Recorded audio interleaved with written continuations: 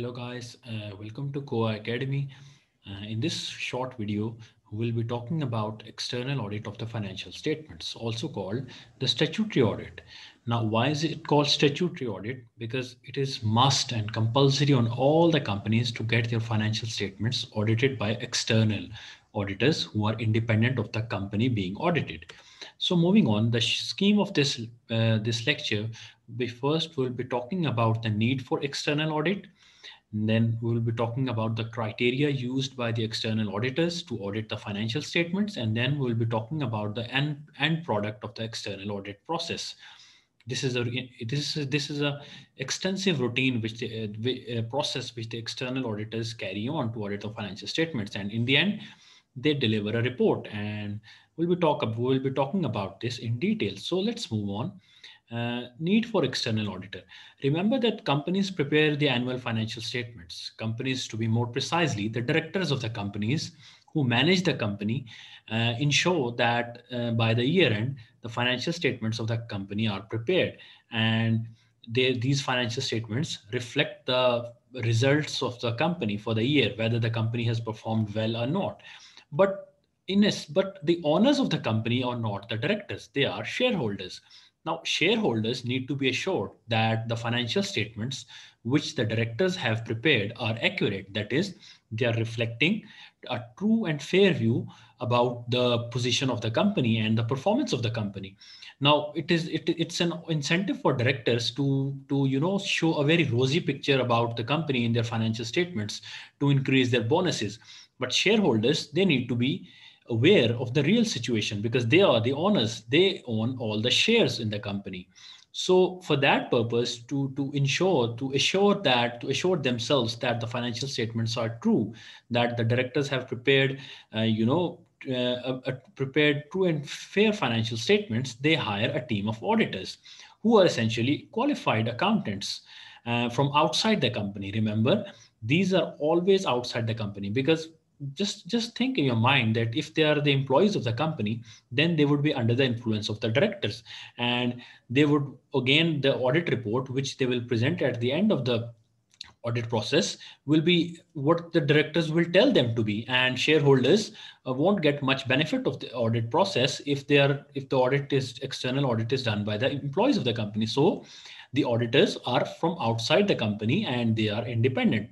So these external auditors will come in to check whether the financial statements are true and fair. Now, what does this word true and fair means? It means that the financial statements have no material or important errors. Now, what does material error means? It means that the financial statements do not contain an error of such proportion or magnitude that it will result in the decisions being made by the shareholders to change. For example, if there is a fraud in the financial statements, and of course, if shareholders come to know that this fraud will have important implications on the company as a going concern, for example, then they will sell their shares. They won't want to hold the shares in the company anymore. But if there is a mistake of, let's say, in $1 billion company, a mistake of or a misclassification of 10 rupees, then it means that $10, it means that it's an immaterial error. So that won't affect the opinion which the auditors will give about the financial statements. So three things. Why the external audit is needed? Because shareholders need to check on the financial statements which are prepared by the directors, and for that purpose they hire external auditors who are independent of the company and the directors who prepared the financial statements in the first place. Moving on, the criteria used by the external auditors.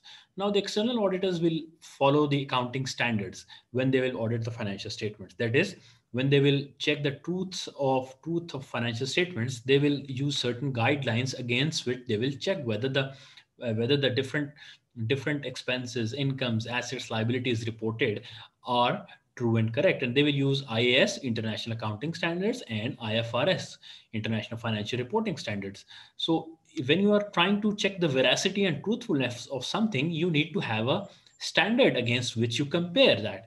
And when it comes to external audit, it's IAS and IFRS. Now, what is the end product of this rigorous exercise, which we call external audit? Well, in the end, an audit report is written by the auditors to the shareholders, remember, not the directors, stating whether, in the auditor's opinion, the financial statements do or do not present a true and fair view. Remember, at the end of this exercise, auditors will conclude whether the financial statements are presenting a true and fair view, that is, the directors have prepared the financial statements correctly or not.